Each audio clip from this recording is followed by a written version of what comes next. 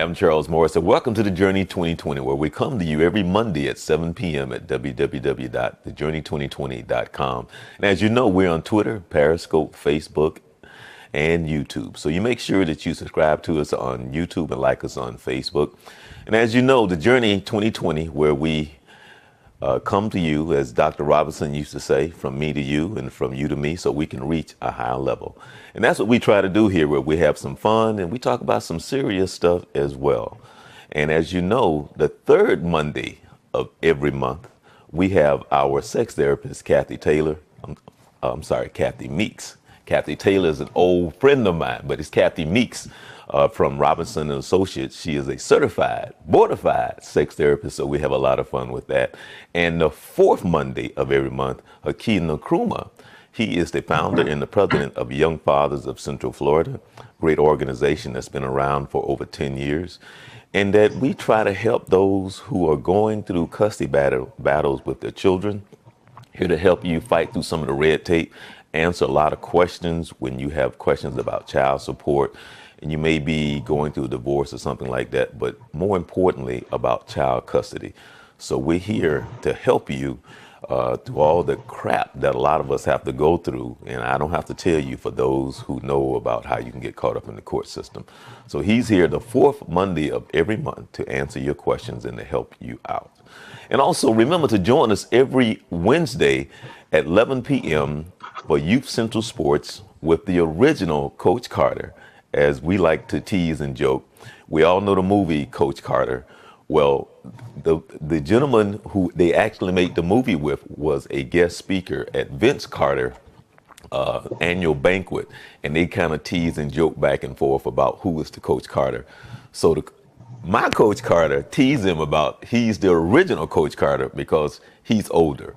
But both of them are great guys. And the show Youth Central Sports, where we talk about sports in a manner in which we talk about how sports can be used as a great tool, especially for mentoring, and also about how sports can be used in a very wrong way if you don't have your child in the right environment with the right people. So that's Youth Central Sports with Coach Vince Carter Sr. every Wednesday at 11 p.m. at www.youthcentralsports. So today's show, well, you know, for people, and I think probably, let me see, probably since the 80s, latter part of the 80s, we started to notice that this country, in a way that how we grew up, has started to change. As I can reflect back on looking back when I was a kid, and I know, especially when you are a parent, or if you're raising children, there's always a story of when I was young. And I'm pretty sure that a lot of the young people get tired of hearing when I was young. But the truth of the matter is that when you see what you see and you know what you know, and life is about growing, life is about learning. And so when I think back to when I was 18, and then when I think back when I was 30, and I look back on how I thought when I was 20, I no longer thought the way I did now that I'm 30. And then when I returned 40, I was like, wow, look at how I thought when I was 30. So life is learning, and that's what life is about. And so I thought it would be a great idea if I could get a chance to talk to some of the millennials to help us enlighten ourselves and maybe help us understand about the world that they live in and how they see it. There's no right, there's no wrong. Life is life. And there's a purpose and there's a reason for everything. And there's a saying that I always say, and it's always on my emails that I send out, and that is, God is in control, all right? And that is very true. So there's the good and there's the bad, but we're blessed and we're here for a purpose. And things are the way that they are for a reason. But today we're going to have a little lighthearted show because we're going to be talking to some of the millennials, and I'm going to have them introduce themselves. And let's start out. And I see, there you go. And hello. How you doing? Good morning. Okay, my name is Ariana Rambram. I'm a senior civil engineering student at Florida A&M University up in Tallahassee, Florida. Hi, my name is Willie Johnson. I'm undergraduate at UF. I'm studying pre-health right now. Okay. Good morning. My name's Anya Rambaram. I'm pursuing a nursing degree at the University of North Florida. Okay, well, welcome everyone, and welcome to the Journey 2020. Thank you so much for taking the time to be on the show, and I am blessed this day to have you, and thank you for allowing me to come into your world. So I really appreciate that. So let me start off with saying, how often have you heard back when I was a kid? How often have you heard that? And that's anybody can answer.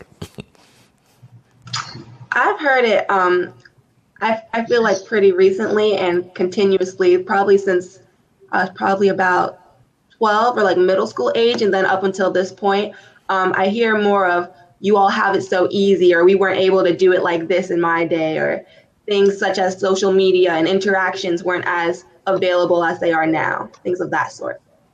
You want to know what's funny? Somebody was having a conversation with me about 3 days ago, and I won't get into the scenario that I caught up with an older gentleman that was a part of my family when I was a kid, and come to find out that he's still around, and how I caught up with him was really like a miracle. But somehow or another we got on the subject of a typewriter. And the person who actually put me in contact with him had told the gentleman, he said, I still have a typewriter, because he was talking about some things from back when he was growing up, because he was part of the first 25 police officers that they hired. I'm originally from Jacksonville, and he was part of the first of the 25 that they hired as police officers in Jacksonville.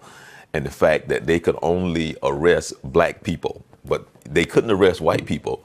But I won't get into that. But that scenario of coming up. And I think that's one of the things that frustrate us as people of color, that the young people, and I'm not saying all, don't understand the struggle that took place, because the battle that has been fought and for the lives that has been sacrificed. Like for myself personally, it's hard to see young people walking around with their pants down. Now, I won't get into that, but for me to know what took place and the people who have died, for you to walk around and don't have enough pride within yourself, and even to understand the concept of what's going on, I don't even know where to start with that. But that's not what we're going to talk about. But it's little things like that for people my age or older are the total disrespect. The total disrespect, and they don't even know that they're being disrespectful. But also, I mentioned earlier, gentleman that I work with is called Hakeem Nkrumah, who works with young fathers. We always talk about how we failed a generation. We did, because of our lack of doing what we supposed to do, when babies start having babies, and then babies raising babies. And then there's so much going on by us failing a generation of people. Now, we have an election coming up. And my question to you is, in your generation and in your circle, do people talk about the election? Does they talk about, is it important? Anyone can answer. I would say I see more advertisements on TV and social media about getting young people to vote than actually hear my classmates talking about voting. Maybe they just want to keep it to themselves. They don't want to start getting into who they're voting for and exploring other issues. Maybe that's why they don't talk about it. But yeah, it's not a common topic. I hear more advertisements of older people saying, "Young people, get out there and vote," more than college students talking about it. Wow. And if they are talking about it, they're telling us mostly, to student, they're usually just saying go vote. Nobody's ever talking about what the politicians are or what they represent. Yeah. It's more of, vote and get it done. Yeah. Which I kind of understand, because if we're not voting in the first place, why bother getting into the nitty gritty of whose policy stands for what and all of that. They just want us to get out there and actually voice our opinion, which a lot of millennials don't do. So I understand why they get out there and do it. So, And I agree with Ari okay. on that because around my campus, we have people, groups, and organizations who just stand around campus with their clipboards saying, "Are you registered to vote? Is your address up to date?" But we never, within my social group and within like people in my classes, you never hear the conversation of, "I'm gonna go vote," or I support so and so," or "I support this ideology or this party." You never hear that. Wow. Do you think, and I'm just asking your opinion, do you think that they understand the power of the vote or how important it is to vote? I don't think so. I think it's more of a, when it comes to voting, I think college students worry about the primary, so they worry about the actual president, but they don't know how much of representation that the actual the ones that are in their community, the ones that are going for the district that they actually live in, they don't know how much power they have. So it's never, if we do discuss it, it's more just the primaries or just the actual person who's running for president. Yeah, yeah. One of the things that they probably don't know, or one of the things that maybe you don't know, is that what truly is taking place by the people that are in power. And I think that we're so used to things being the way that they are and not understanding that there are people who make decisions on your lives that you don't realize that you can have a say so. But when you don't understand that they understand how they want to keep a lot of people uninformed, they want to keep a lot of people uneducated about the power of the vote because that empowers them. And then when decisions are made, you don't realize, and I'm not speaking you, I'm just talking in general, that these people are put into office that are affecting your life and making decisions that may affect your life for the rest of your life. So when you get older, I think you start to realize a little bit more how the system works versus just being part of the system and think that's just the way that it is.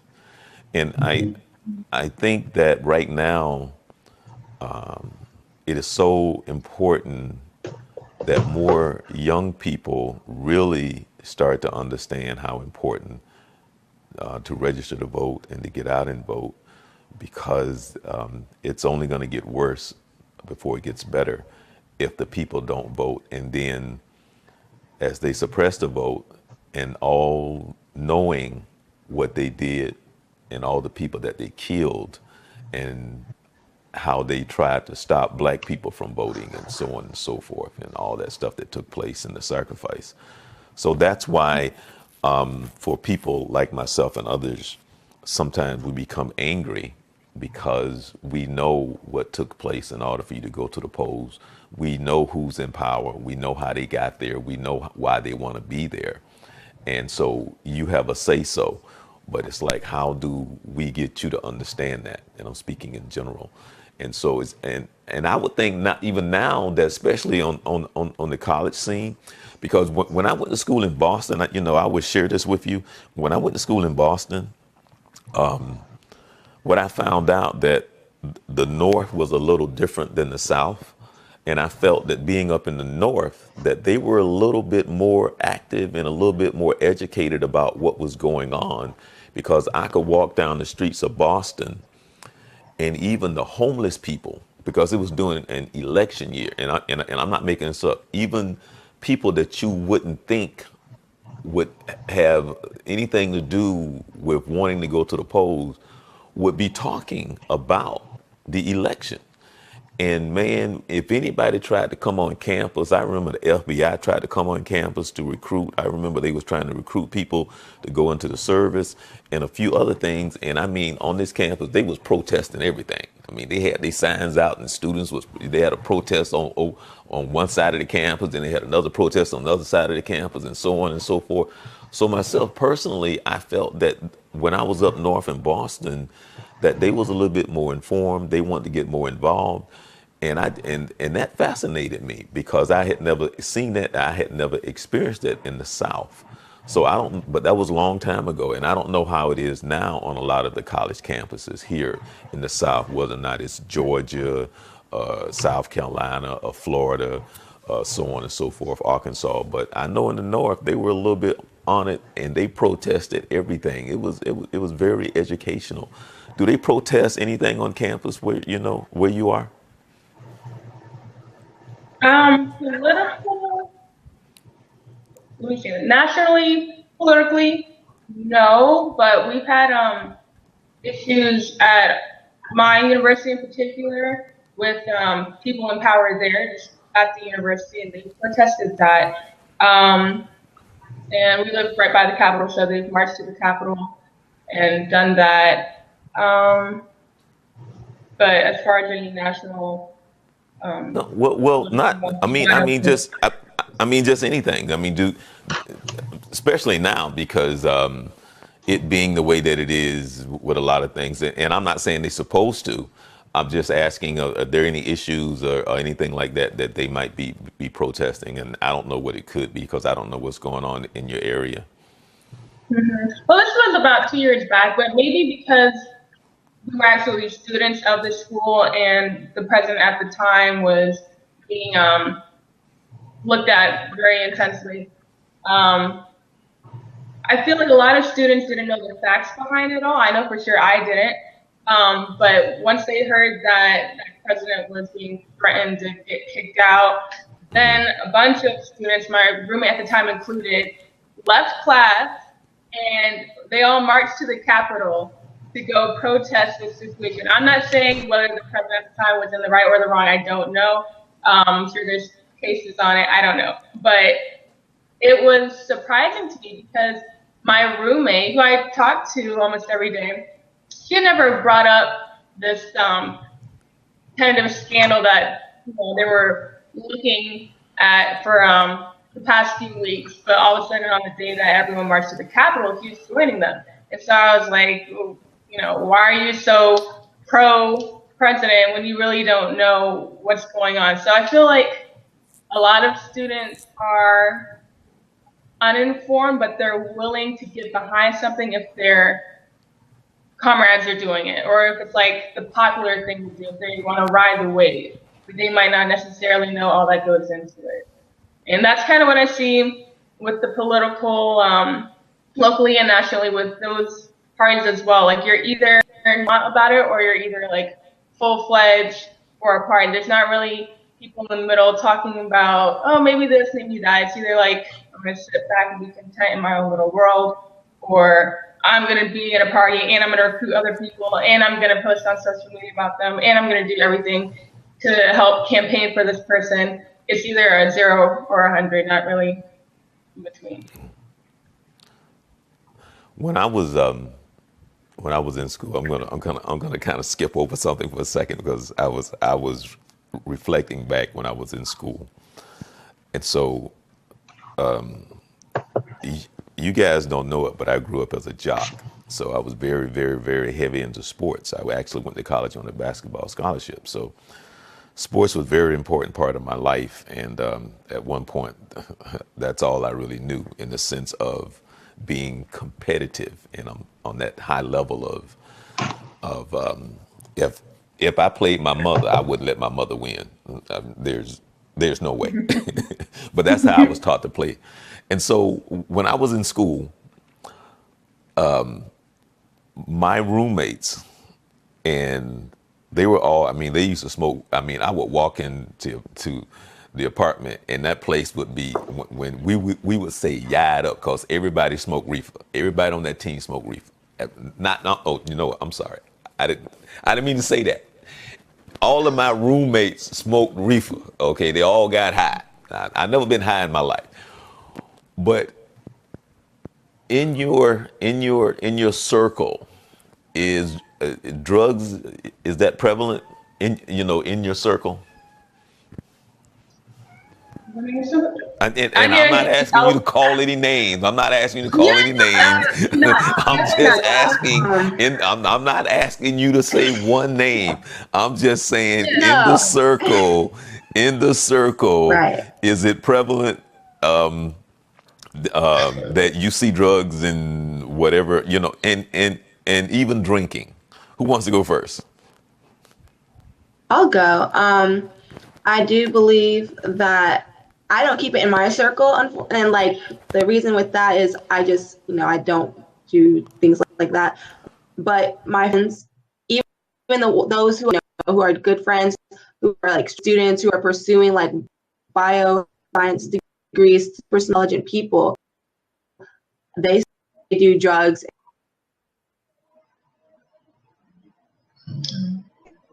There's a break in college and school.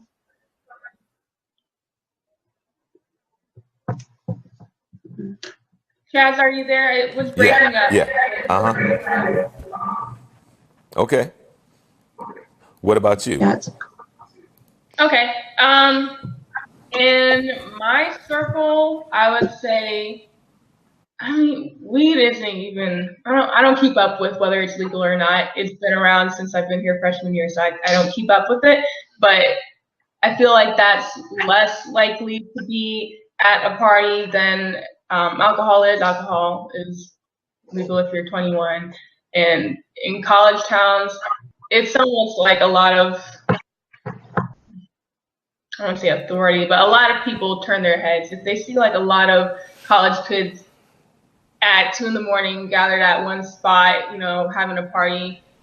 There's probably some underage drinking going on in there, but I guess there's so many parties going on in the city that the cops choose not to look at it. But there's been times when I'm like, being in this atmosphere can get you in trouble. We should probably leave. And then weed is prevalent as well. There's some places where you walk into and it just hits you. But it's not as common, to me at least, as alcohol is, just because it's not entirely. Well, I was going to ask you about the alcohol, because that's something that I learned, and I'm being truthful. Yeah. When I was in college, I wasn't in Boston at the time. I was at another college. They started drinking on Wednesday. They would walk around with their kegs. With this big thing of beer. I hate beer. I hate beer, and I've never been drunk. I've never been high. But they would start on Wednesday. So by time Saturday come around, they would be blitz. And I'm not making this up. I'm serious. They would start drinking on Wednesday, and by Saturday, and then it's like Wednesday, they just start all over again. But something about Saturday, something about Sunday, Monday, and Tuesday, they took that off. But starting Wednesday, then by the weekend, they would just be drunk, and that was just a very common thing. And I found that out on campus. But anyway. Alcohol and drugs, it's a dangerous combination, but that's how it is when you're young. Actually, that's how it is when you're old too. So for those that drink, but you're saying that it's probably more prevalent to see alcohol more so than drugs. Is that what I heard? Because if a cop were to bust in a party and see someone with weed, then assuming it is still illegal for them.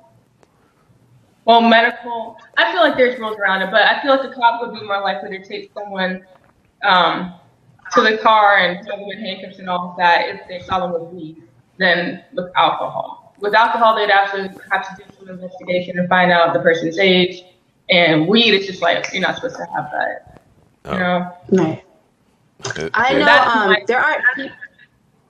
Oh, go ahead. Okay. I know on my campus, I haven't seen any people who like come to class drunk or buzz, but there are people who walk around campus and they're high as a kite.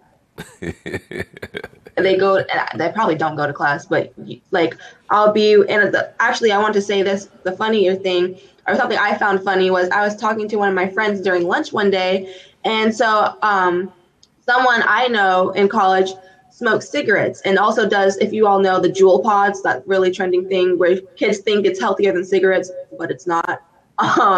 So one of my friends says, you know, I would respect her more if she smoked weed rather than the cigarettes. And I was like, well, I understand where, like, as in weed can be like a medical prescription. Oh. Not something you should be doing right now. It was kind of like off-putting to me to say that I'll do weed more so than I'll do cigarettes. It's like, to me, both of them are bad. You shouldn't want to do either at this point. Yeah. And I've heard exactly what Anya just said probably 20 times. That same argument. Well, would you rather I do cigarettes? That same argument. And I look at them and I'm like, they both are smoke. They both, you know, contaminate your lungs. They both add darkness to your lungs. And another thing I hear is that weed isn't addicting. And that annoys me too, because if it doesn't have the nicotine that tobacco may have, there's still a psychological thing. Because I have friends who smoke, and they're smart and everything. They're in the same field as I am within engineering. But they'll say, oh, it's just recreationally. I can stop anytime I want. But the moment they're stressed out, which is a couple times a week because engineering is hard, they resort to that. And it's just like, I know there's no nicotine, there's no actual substance that maybe scientists can say, yeah, this is an addictive substance.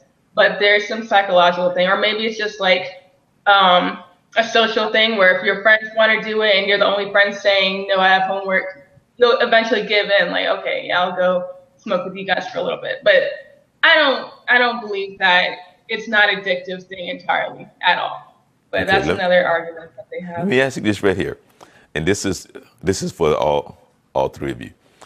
I can remember leaving high school and going to college, and I can remember what that was like.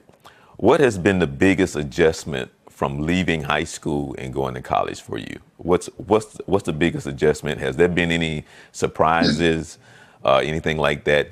That is it what you thought it was? Is it a little different? What's the biggest adjustment for you? Not that Anya and I were particularly spoiled when we both lived together. Really? No. No, we were not. Really? But when I got to college, I felt like, okay, me going to an HBCU, I had heard stuff from other people. Laptop charger's gonna die. I'm sorry, my laptop's gonna die. He's gonna go get the charger.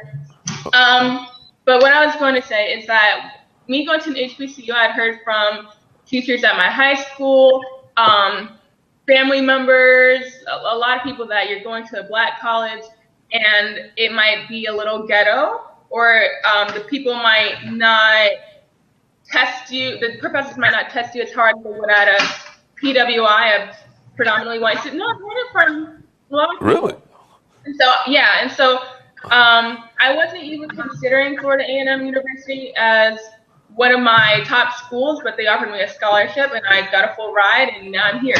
But I was nervous about that. I was like, I don't want to go here and have pretty much a worthless education like it's about to be. Wow. So when I got to school, I was expecting that hood mentality, or like that I'm here because my parents said I want to be here, but really I don't care about school. I was expecting that mentality from the majority of people.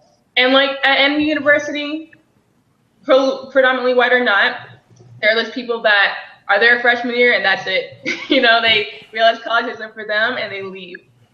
So there were those people, but I found like the personality you have will draw certain types of people. If people see that you're about your work, you're academically minded, you like to have fun, but you know when to have fun, yada, yada, those people will draw to you. So that was a relief, and not something I expected coming to an HBCU, just because everyone had told me, you know, it's a lesser version of the other schools pretty much. But when I got there, I was like, there's people who are on scholarship like me, there's people who are pursuing engineering like me, there's women who are pursuing other STEM fields, there's a bunch of creative people, And I don't know, it's Black excellence on that campus, and you don't have to look hard for it, you know? Yeah, so that's something that I kind of stayed away from your question. That wasn't a way that is different from at home, but that's just something that was different from what No, people had told me. well, see, that's an interesting point because the stigma in that whole thing, because basically what you just stated out of that whole conversation is that you just pointed at how racist this country is. Because that's Yeah. yeah, and it goes back to racism. It goes back to saying just because it's this college, then it would have to be this, and that's the ignorance of who we are a lot of times when it comes to how we judge people by the color of their skin. And so that's basically what it is. So Okay. yeah. I'll let Anya give a more accurate answer to your question. Anya, you tell them how you think the way me and you were raised differed when we went to college. Oh, I'm sorry. My thing was. Can you ask that again? My thing kept freezing and like coming back in. Okay. Okay. No, Chaz's first question, which was what was a surprise when you went to college from What's the biggest adjustment from high school to college? The biggest. Okay.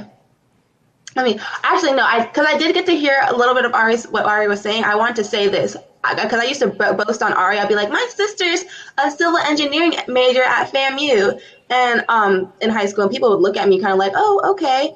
And I started to realize it was because I was saying FAMU, and so then I would say it's the same program shared with FSU, and they're like, oh, really? Wow. And I'm just like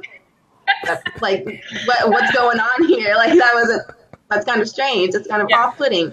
But as far as the biggest transition for me, as far as the biggest transition for me from high school to college, I would say the cultural difference, because I went to a very diverse high school, and here the mentalities of the people here, and not even just of race, it's really the mentalities and the mindset they have, because me and Ari didn't grow up in like the best situation. We always were cared for and provided for, but like we went through our own struggles. And here, there's so many people who here come from rich backgrounds, because like Ponte Vedra is right around the corner, and like so many ritzy ditzy places, at least they're ritzy ditzy to me. And that when I talk to some people and like when I see how people act, you can definitely tell that like they don't have any sort of respect for the struggle or the upbringing that they had. Like, I'm glad you were blessed with those things, but at the same time, it seems to go boastful and almost like demeaning to other people, the way they speak and the way they carry themselves. And so it's just something I couldn't relate to. Okay, now I'm going to ask one of the favorite questions, and that is, can you imagine day by day being without your cell phone? Oh yes. Well, I had absolutely to do that not too long ago. My phone broke, and it broke. You know, Hurricane Michael hit Tallahassee, so I evacuated, and right the day before I evacuated, it broke. So my phone was in the shop that whole week. Yeah, it was a struggle. I did end up getting a little prepaid flip phone from Walmart just because I couldn't deal with it. Oh no, not the flip phone. You had the flip phone? You should have sent the picture. But with your phone, you have everything. Like, I have my calendar in there. It gives me notifications. All my contacts that I've had for years are saved in there. If I want to play my music, and I use music when it comes to studying, or if I'm driving somewhere, even if it's for 5 minutes, I have my music on.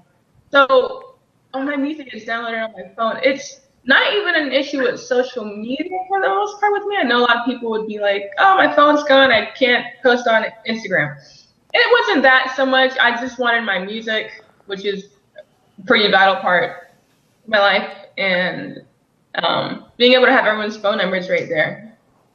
Yeah. Go ahead. For me, especially.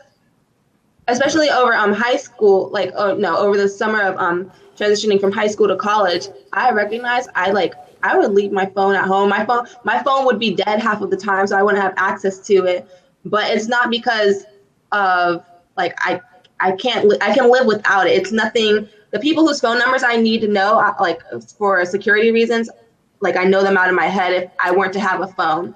As far as like social media goes, I deleted the one social media I had, which was Snapchat, over the summer, and so I like that wasn't a big thing for me anyway.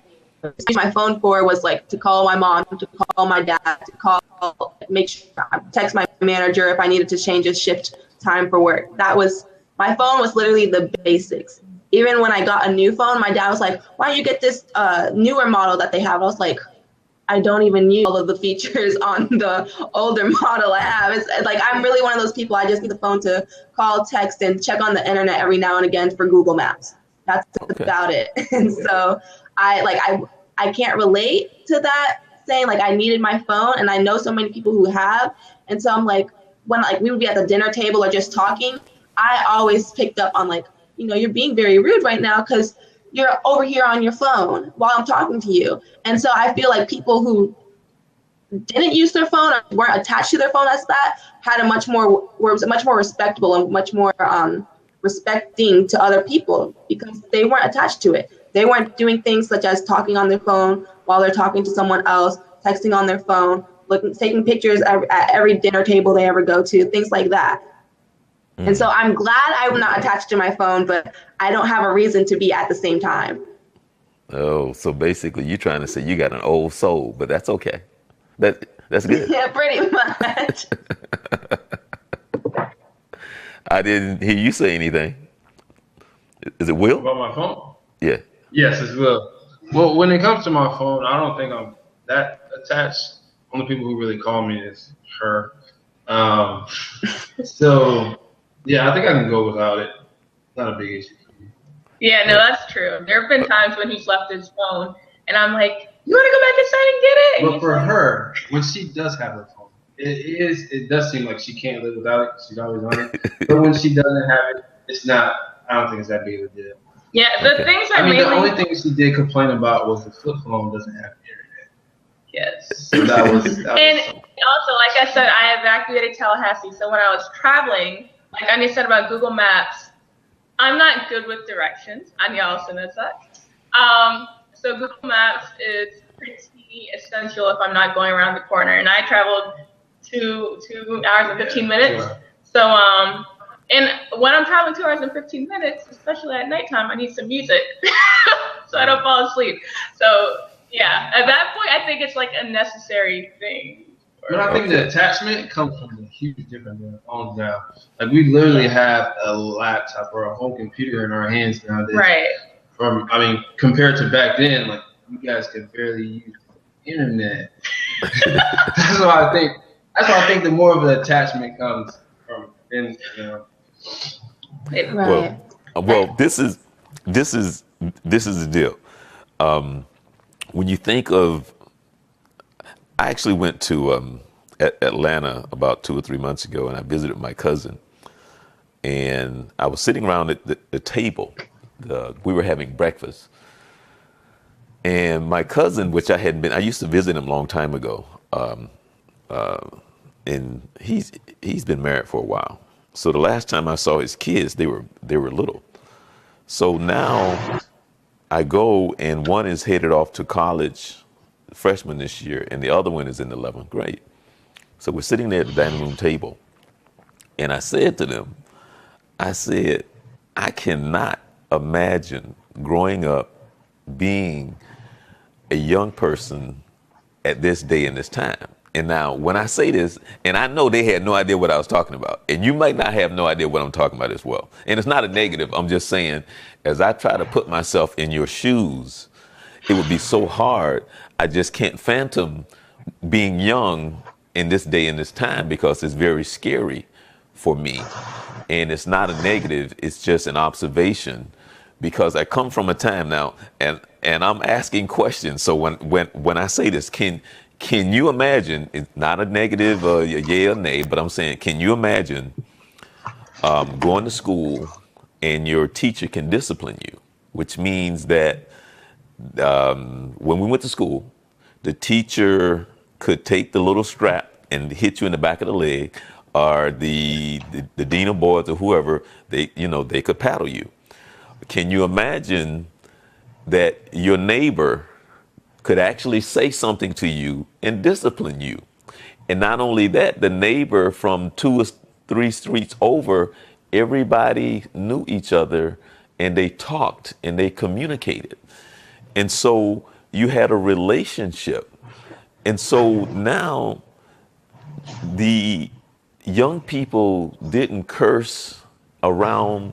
Like, you could be talking and then you would see an older person coming and there's no way that you would be rude or you would talk back or you would curse, so on and so forth. And so it's just little things like that that is no longer part of our culture, in a sense. Not everybody, but I'm saying it's so prevalent, and it was just so important that even for the teachers, because they knew when you went out into the world what you were facing, because they knew when you said what you said about how they viewed you if you went to FAMU.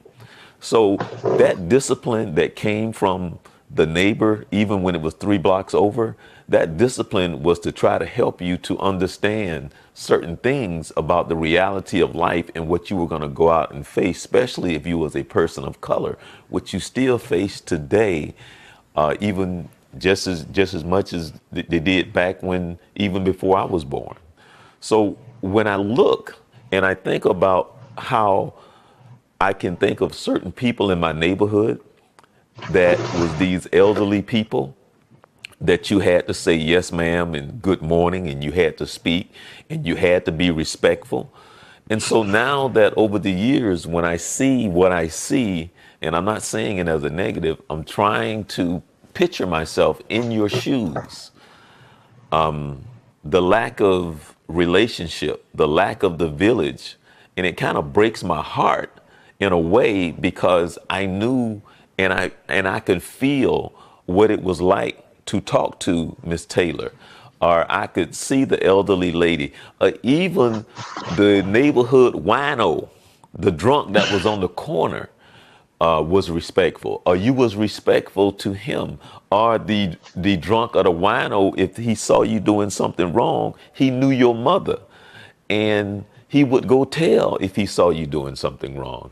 And so with that, and what I'm saying, which I feel personally is so important, and as we become more and more into the social media, we stop communicating. But also you have to understand this right here, which I don't think it will ever be. And I don't know if it will ever come back to that.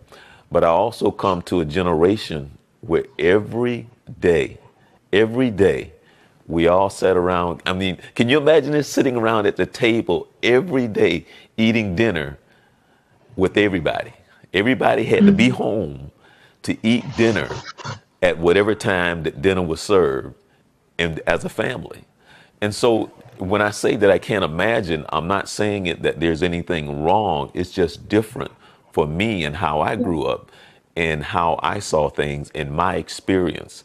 And so I think with everything that's going on, like you said, with the social media and the phones, it's a way of separating and dividing us in a way that I don't think that we realize what's really going on. And so, for an example, I was talking to a gentleman. I used to be a disc jockey. I used to work at several radio stations. And the first person that hired me, I had a conversation with him, I think it was earlier this year. Yeah, actually it was. And he was saying he was at a meeting with some millennials. And he said that in that meeting, there were a lot of kids there at the table who had never listened to radio. And when he said that, I was like, what?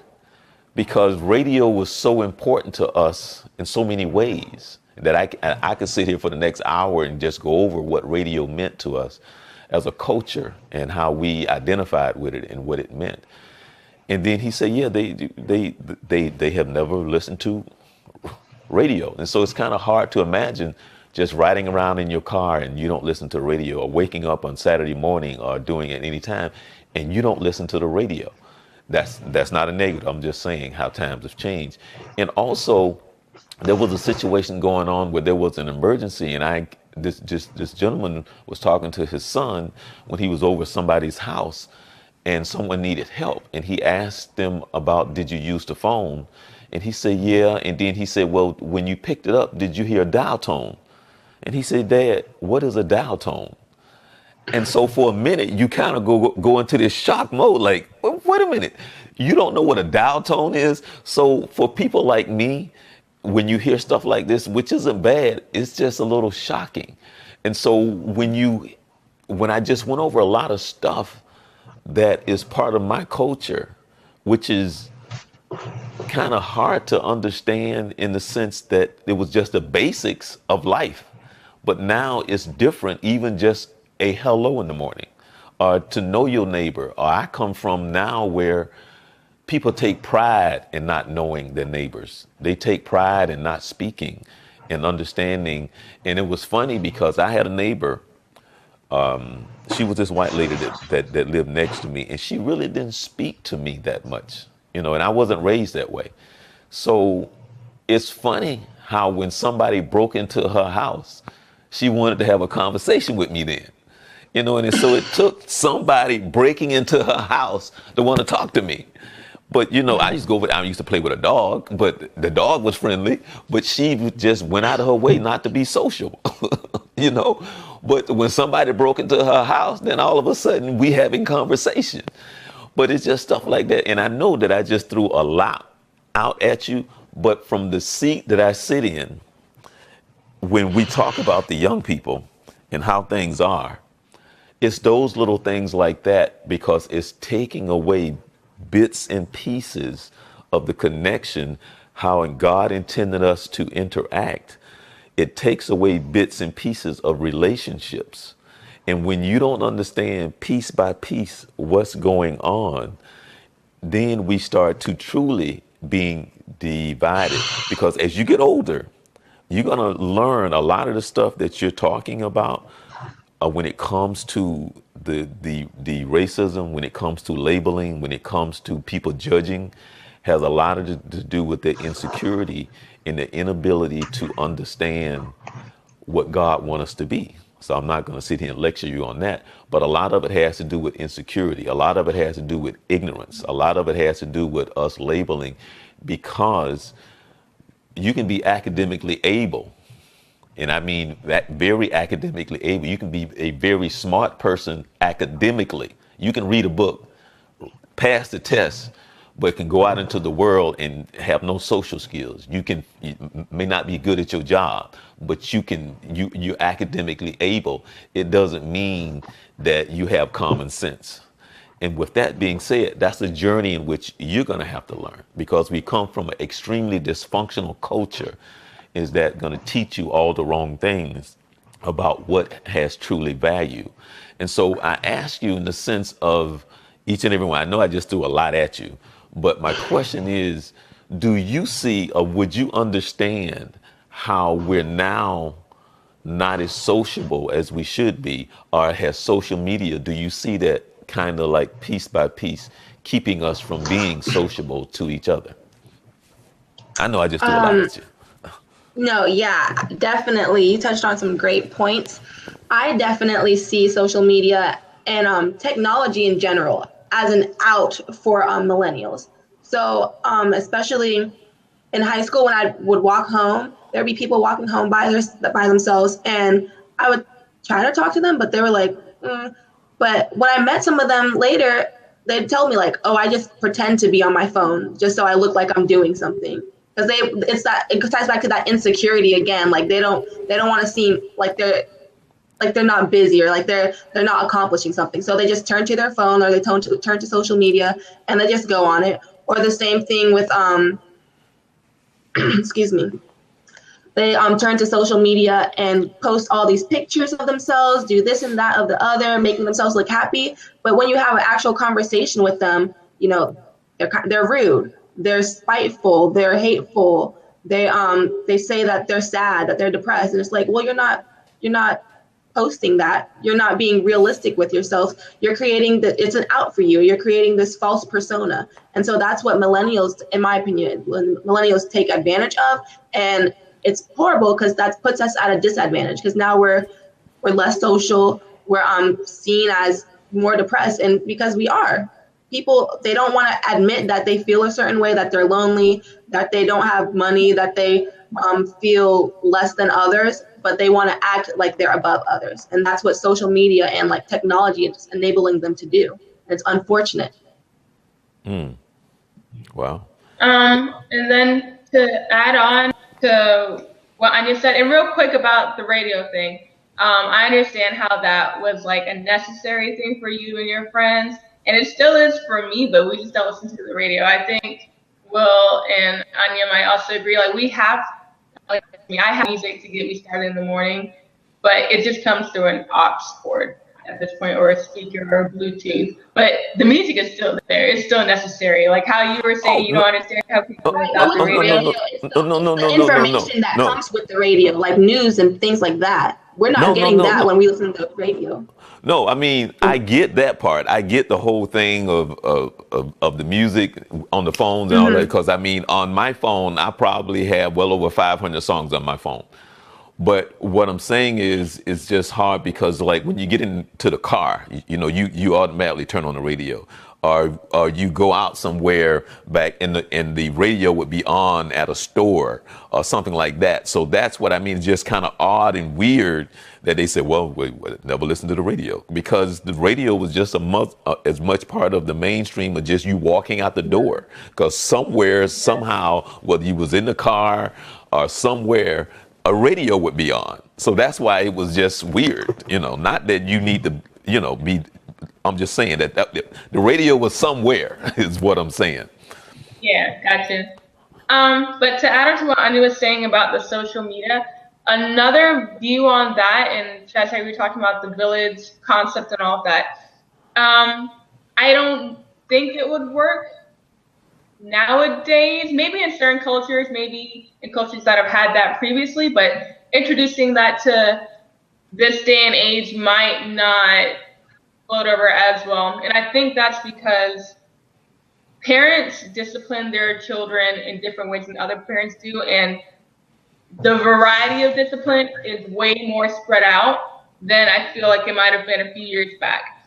A few years back, you might have told your children to address their elders, no matter what status they're at, address your elders with ma'am or mister.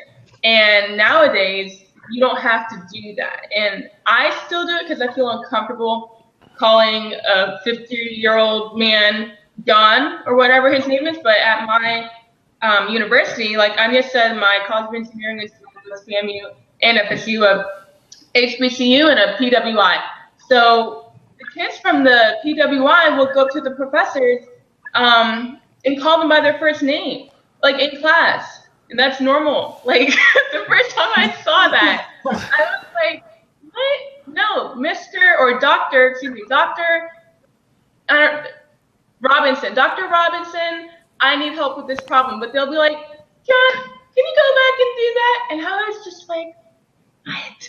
So that's why one of the reasons I don't think the whole village concept, even though it does sound amazing, it might not float over, because some parents might be like, well, I didn't raise my child to talk to elders like that, or I didn't raise my child to do X, Y, and Z like that, and you have no authority to raise my child.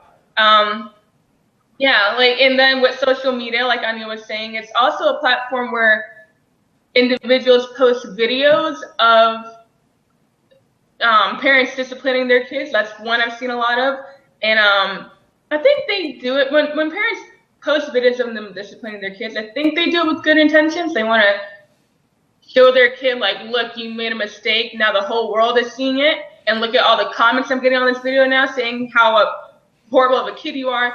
But I don't know if that's the best way to go about it. And then in those comments, you see both viewpoints. Yeah, mom, you did the right thing. And others are like, oh, that's disrespectful. I would never do that. That's humiliating a kid. You're breaking him down. You're going to have him have depression issues when he's older. You don't know what you're doing to him. And you know, like you can see it on social media. They do that on Facebook, on Instagram.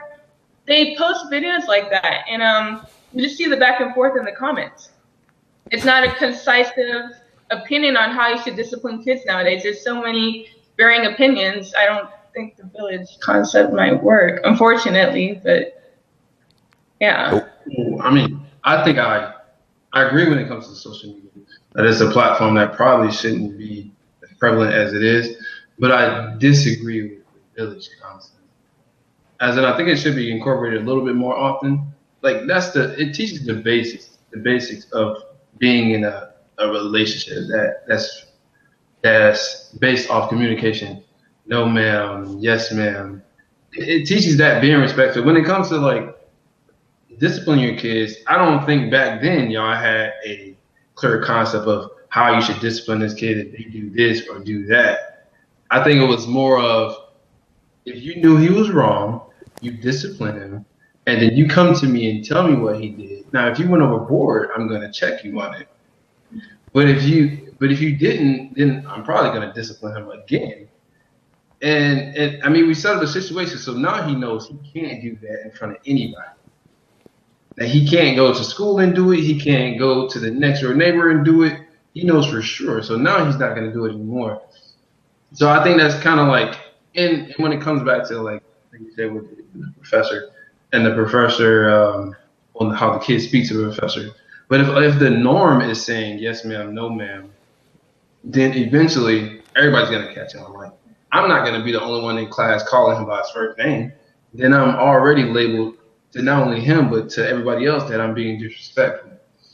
So I think the village concept should be brought back a little bit more, but I just don't think it's more prevalent, especially how it was in our communities.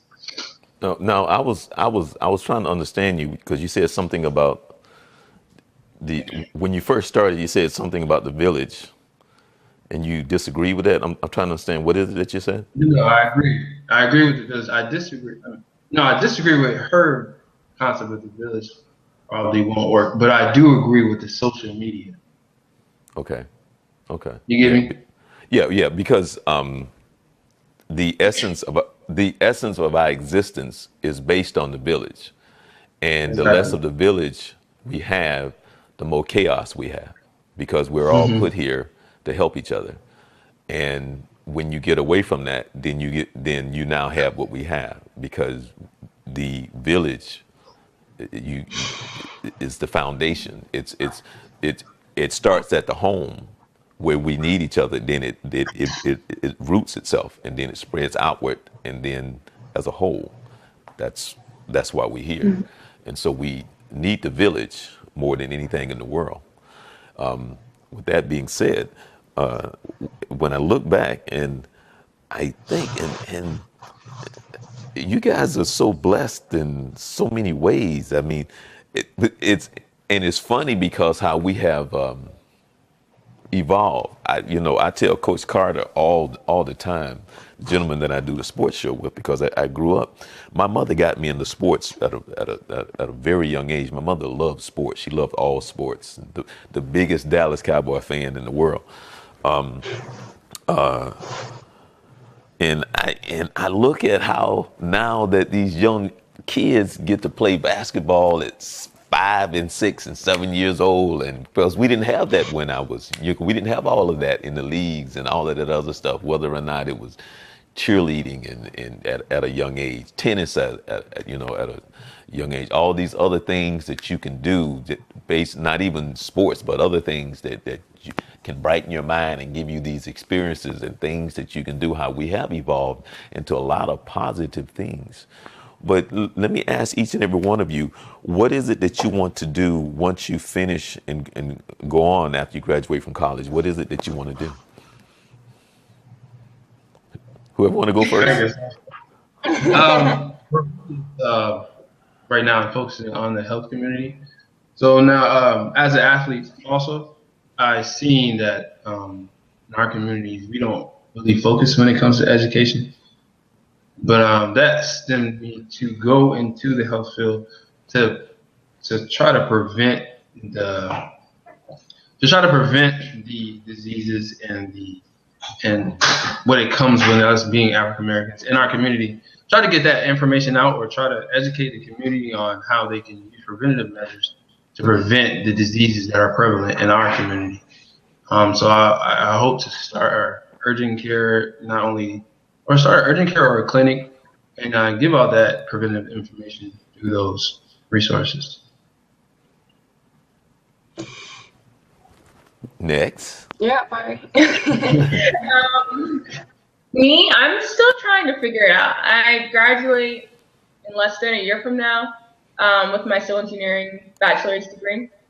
It looks like I'm going to get my master's after that. But after all of the schooling, I want to utilize my engineering degree.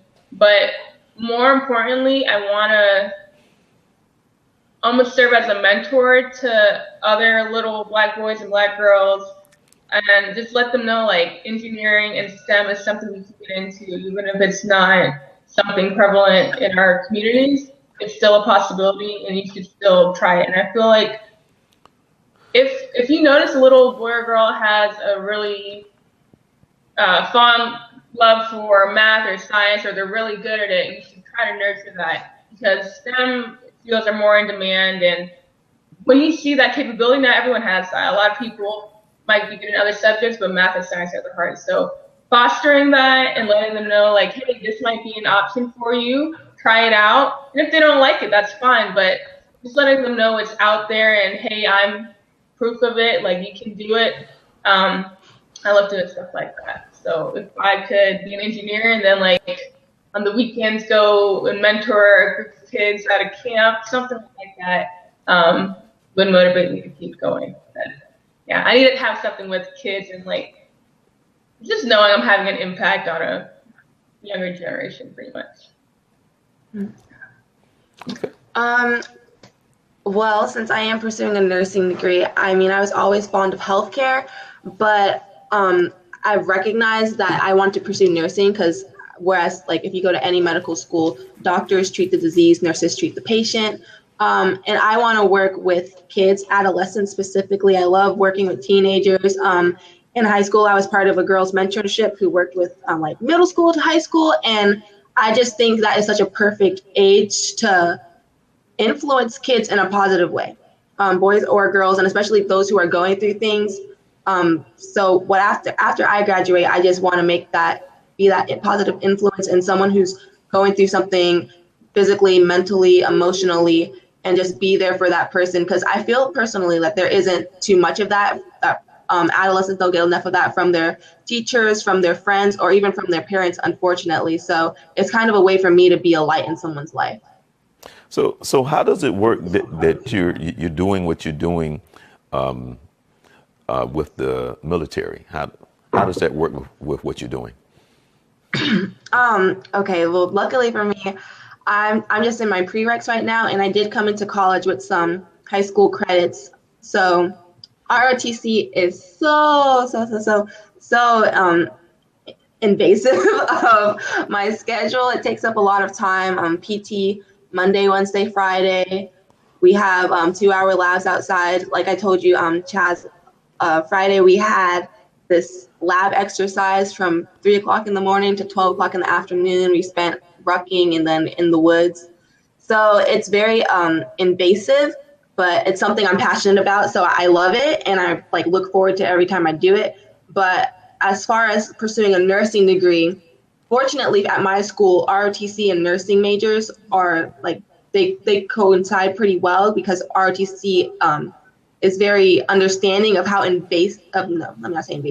how demanding a nursing major is. And so things like clinicals, shadowing, volunteer opportunities. I've talked to nursing majors in ROTC, and they say that, they can get waivers or they'll be excused from things like that. But otherwise, ROTC is phenomenal, and I love it. Let me ask you, I'm going to ask you two things. What's the most fun part about being in college? And two, have anyone ever approached you about pledging? Yes? No? Wait, I want to see, Anya, do you know what pledging is? Yeah, I know what pledging is. She's a freshman, so I didn't know she'd do all about that. Yeah. Okay. First question was. What's the most favorite thing fun about part? college? Okay. Most fun, the independence, and I know that sounds very generic, but the independence, I love it. I love it. I love it. I love my parents. I love my home. I love my kitty cat that's at home. I love all of that. But being independent. Yay, Stanley! No. Yes, being independent is great. I have a car.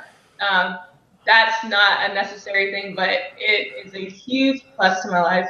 I live not in a dorm, but off campus in an apartment. Got a lease and all of that. So it's growing up, it's being independent and finding the true you. I don't think it's as easy to find the real you if you're living at home, or when you're on your own, you have nothing to do. You have no other choice but to just rely on you. You know, you don't have your parents, you don't have your siblings there for support. So it's all you, and you get to test your limits and see what you're capable of, and you learn a lot. And that was very generic, but that's how I could sum up these last 4 years. That's something I've learned: independence, and you're forced to grow up, but it's great. Will? I think I didn't go on a traditional route. So when I graduated, I didn't go straight to college. I went. I thought I was going to play football, so I took off a year, trained, did all that stuff. Never really eventually went off to play football, but I think when I did eventually get into the college, I was working full time, so it did give me a chance to really figure out what I want. I got exposed to the work field that I was going into, which is healthcare. So I was able to, kind of dig around and see what I like and what I don't like. So it gave me an opportunity to find myself and see what I'm passionate about. And that's probably it. Okay. And now the pledging part. Oh, the pledging. I don't think she can speak on it. She's still in undergrad, so she can't really speak about it. Because okay, I'll speak about it since I don't know if I told you, I graduated already. Right now I'm going back to school at UF to pursue post baccalaureate for pre-health to go into. Tell them about your UCF. Oh, I have a bachelor's in health service administration, so I'm going back. I got into the field, didn't really like what I did when it comes to like financial aspects of healthcare. So I decided to go back and get my clinical degree as a PA. So I'm doing the prereqs for that at University of Florida right now. So when it comes to the pledging, I'm pretty sure it's different because she's in the HBCU and I went to a PWI, and it's like totally different, like a full 183.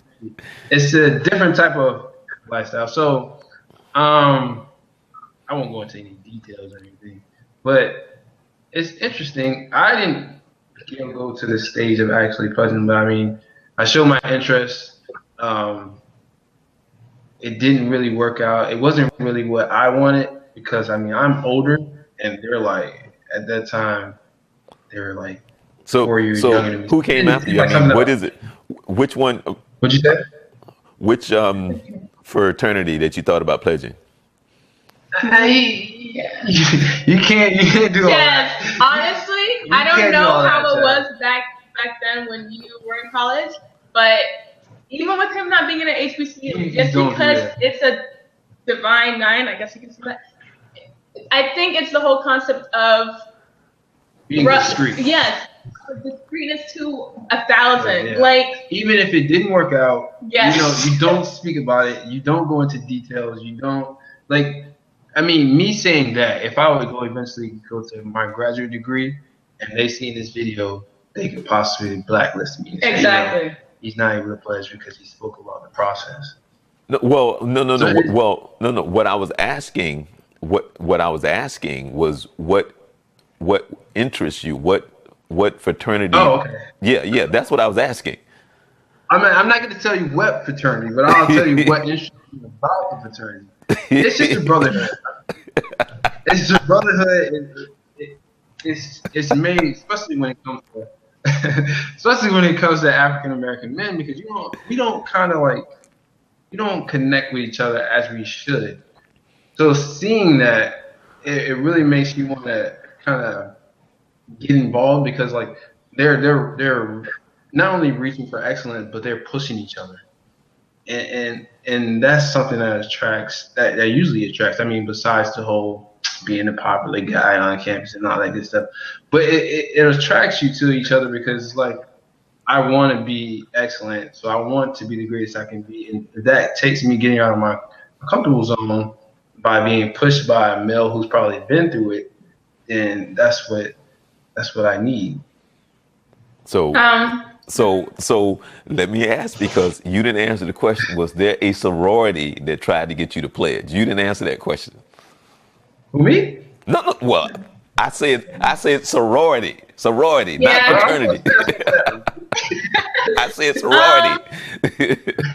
No, and I don't think that's something typical either. I don't think they come to you. You more so have to go to them. If you don't know anyone who's already in sorority, you're out of luck. And I've had friends, let me be careful what I say here, but I've had friends go to interest meetings for fraternities, and they meet that fraternity's GPA requirements. They are full on interested in what they hear at the interest meeting, but because they don't know anyone, or they might know one or two people, but they don't know 7 like everyone else knows, then it's a done deal. And that was the sole reason they didn't continue. Like, they couldn't continue because they don't know people.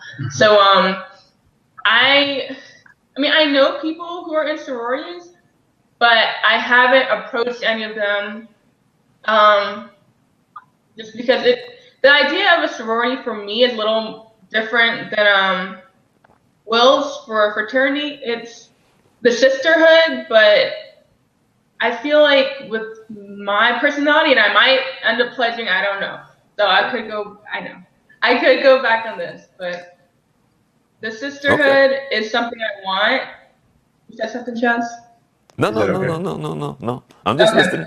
I'm just listening. It's something I want, but it's a lot of time that you have to put towards that sorority. So before I pledge to one, I just want to make sure that I can give my all, not be halfway in it. And so that's kind of what I like.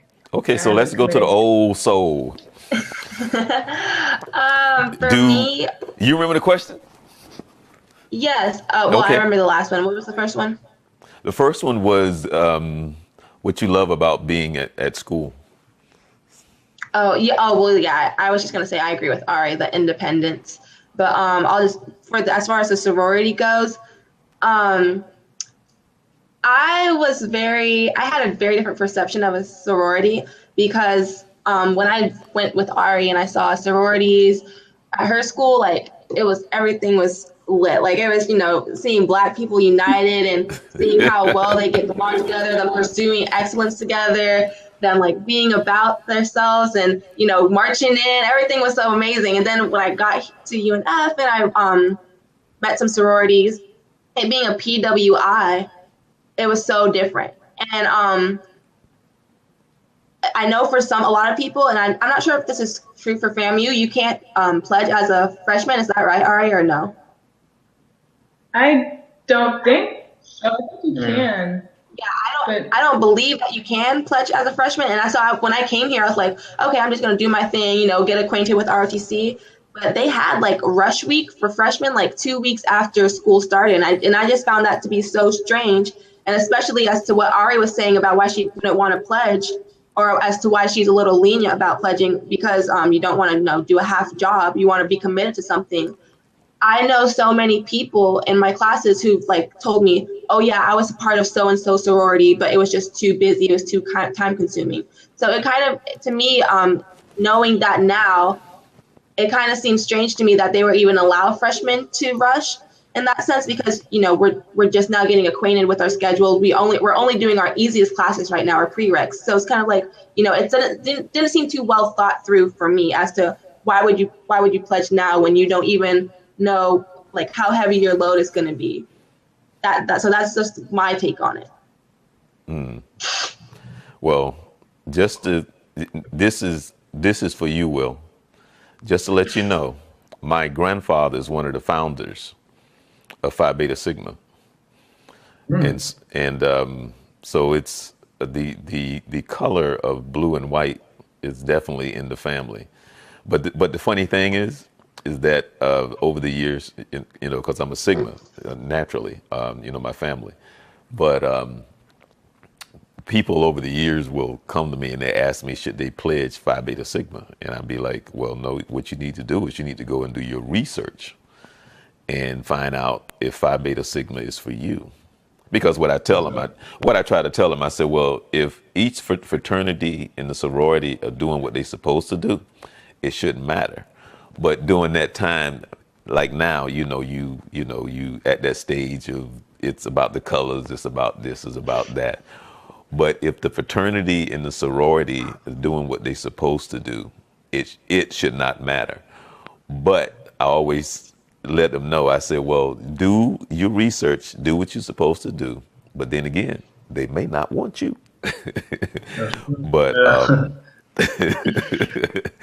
but all in all, it can be something, it can be a positive experience and it can be a negative experience, especially now since over the years, this hazing thing has been out of control. It originally, when it started out, hazing could be something positive, but because it's a stigma on it and what it's labeled as, and then people take it to another level, and it's not what it should be. But it can be something fun, but people take advantage because now they feel they're empowered. Then they get you to do something stupid. Then it gets stupider. Then it just get crazy. But it can be a positive experience if you're among the right people. And there's also, and I know you know this, Will, there's the grad chapter. So again, if you are part of the right organization, a lot of my friends, I have Delta friends. Well, you know what? I have I'm friends with all of them. So, and I have featured them like about 3 months ago. I featured the AKAs because I'm part of what they do with a scholarship drive, because I videotape it and I stream it for them. So one of my best friends is an AKA, and I've helped the alphas and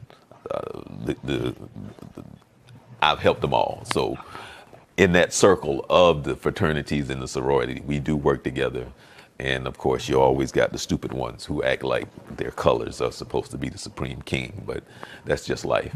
So I encourage you to find out more information if you do get an opportunity. If it's the right fit for you, then, try to do it.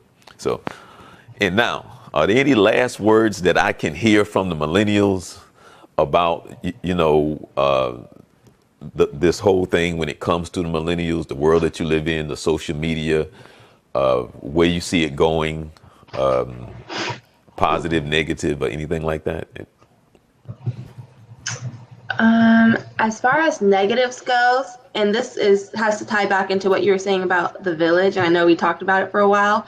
I definitely believe that because our families, parents, or cousins, uncles, aunts weren't as involved in our lives as, per se, in your generation or generations past, it allowed us to be almost have that like I raised myself mentality. So they have this independence that they feel, and they don't look about what they should be really doing. And in that sense, I'm thinking of a specific example of when I'm in high school, and I did JROTC in high school. And I was like, I would tell everybody, I was like, you should join JROTC. It's so much fun. And consistently I would get people say, I have a problem with authority. And I'm like, you're like 12 or you're like 15. Like, what do you mean you have a problem with authority? This is, I was very confused. And the same thing with— They couldn't have been raised in my house. They couldn't have been raised in my house. Right. But what I'm getting to is that they have this mentality that I'm independent, that I raise myself, that I'm the king of myself. I make the rules for myself. And they don't want to listen to the rules of others. And so that's where you get all these issues with, the youth being more involved in things like drugs, drug dealing at an earlier, younger age, because things were still prevalent back then. But you hear it now, like in high school or even in middle school, like kids were like dealing out things like acid or depressants. And it's like, how the heck do you get this stuff? And it's because they don't have that village or those individuals to help put them on the right path. So that's just one of the big negatives I see, and then of course the negatives with social media and technology. Wow. Will? Well, no. Go ahead. Yeah, No, I mean, go I just ahead. had to say something short, just to let anybody know who will see this, who is listening, to continue to give us those stories of how it was in your day. I think it pushes us to be greater, or it'll tell us like we are fortunate to live in this era, or to grow up the way we did. Yeah, that's it. For me, I would say social media is a distraction for a lot of people. Not for me in particular, I don't think it is, but I know some people live their lives for social media, as Anya was talking about before. So that would be a big negative I see. Just trying to put this whole second life up on social media that you really aren't living. That's unfortunate. And then with the village thing, although I just see it being hard to bring back now at this day and age, but if it could be brought back, that'd be great. There's so many. I feel like there's so many ways to rebel against authority, and even your neighbor or your teacher. And so, trying to convince another parent to let them have their kid listen to them might just be another reason for people to get in an uproar about something. But if that could be brought back, that is something I feel like we're missing out on. With Anya and I, we have a Caribbean background. When we lived in Orlando, there was a Caribbean neighbor on our street, and I remember one time they came and talked to my parents about something they thought I was doing with this boy at the bus stop. It ended up not being true, but we did have that neighbor intervene, and I was a little mad at the time, but it is something that, was reassuring, like, okay, people are looking out. And I don't know if it was because of the culture that we shared, but they definitely felt comfortable coming to my parents and talking about that. So I definitely do see the pros to it. I just don't know how to go about bringing that up. Well, one of the things that you have to understand, more importantly, is the reason why the neighbor was able to discipline you was because they knew each other. See, my mother knew the neighbor. And so because they knew each other and there was trust there, that's why that adult could say something to me. Because the reason why they said something to me, because they knew my parents. And because they saw me doing something wrong, they're going to go, oh, really? And it was more about them going to tell my parents. So my parents knew that there was someone that they could trust because they had a relationship. And that's what makes the difference, is because the community in the village had a relationship. So when somebody else said something to me, my mother or whoever else didn't have to second guess, well, who is this disciplining my child? Because they knew that if an adult said something to me, they knew that adult, and they knew that adult had my best interest at heart because they had a relationship. And that's the key to the village, the relationship. So that's why it was that's why it was the way it was. Now people don't know each other. And now what you're saying is there's someone that you don't know is saying something or discipline my child. Because right now, the way it is right now, someone can say something to my child, maybe trying to snatch my child up and abuse my child, let alone some of the worst things can happen based on not knowing, based on that spirit and all the other craziness that's going on now. But there's nothing new under the sun. But I just wanted to thank all three of you for taking the time out and coming hanging out with us here on the Journey 2020. And, we've been talking about it for a while. There's some other stuff that I wanted to get to that I didn't, because I don't want to take up much more of your time, because I know that you got some PT to get to, right? Actually, no, I can't wear I can't wear closed-in shoes for like 3 days. Unfortunately. Right. Yeah. Well, again, one of the things that I I admire the discipline. I admire the fact that you have goals and that you're doing the things necessary, but I also admire the foundation that your mom and dad have given you to. Will, you seem like a very nice gentleman. I also, when you said what you said, it told me that you have discipline, because you can't get to where you are if you don't have the discipline. And one of the things that I want you to understand, because in this culture, in this society, we label, and labeling is part of the separation. And we love to separate and we love to label because we like to put ourselves in category. There's a reason for everything. And a lot of times we don't take the time to find out people's circumstances and situations. A lot of times people fail in certain things, not because they're not able to, or not because they're not smart enough. It's just that when you're not disciplined, and when you don't understand what disciplines mean, and when you have not been taught to be disciplined, then you're not able to tap into the gifts that God gave you. And so a lot of times when someone didn't get to do what they needed to do when you were a child, these other things come into place, and it has nothing to do with your intellect. It has more to do with your not understanding your intellect. And so your focus and your energy is not all in the right places. So therefore you can't achieve certain things because you don't have the discipline. So please understand that, because we like to talk about how people are smart or not smart, which has little to do with plain common sense. And I say that to say that I admire all of you. And I'm just wishing the best for all of you. And I know that you're going to be successful. And what I mean by successful, successful means in life in the sense of your purpose and going in the direction that you should go, doing the things that you should be doing. So I want to thank all of you so very much for taking part and taking time out to come and hang out with little old me to express yourselves.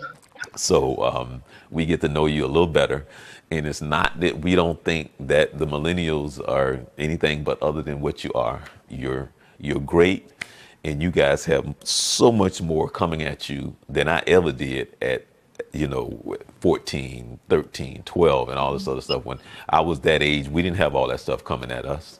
We didn't have all this and that and this. So you have to grow up fast. The world that you live in is so different in so many ways. So kudos to you to be to where you are now. And even though the storm comes, at least you have the foundation and the support to deal with it. And so with that, I'm just saying I wish all of you much success. Keep doing what you're doing. Make sure you have the right people in your circle. And also, one of the things that we didn't talk about that I would have loved to talk about is where you are spiritually. And I have seen that myself. And I would have loved to talk more about it, but I admire that more about you than anything. So thank you all for taking the time to come and hang out with me. Thank you for having us. Oh, well, thank you. With that being said, I'm Charles Morris, where we come to you every Monday at 7 p.m. here at the Journey 2020 and .com. That's the www.thejourney2020.com. Every Monday at 7 p.m. Don't forget, please don't forget Youth Central Sports, where we come to you 11 p.m. with the original Coach Carter, Youth Central Sports at www.youthcentralsports. We're also on Periscope, Twitter, YouTube, Facebook. And so make sure that you subscribe to us on YouTube. Make sure that you like us on Facebook. And if you have questions or comment, you can always email us. And again, I'm Charles Morris. Enjoy the rest of the week. You be blessed. Journey 2020.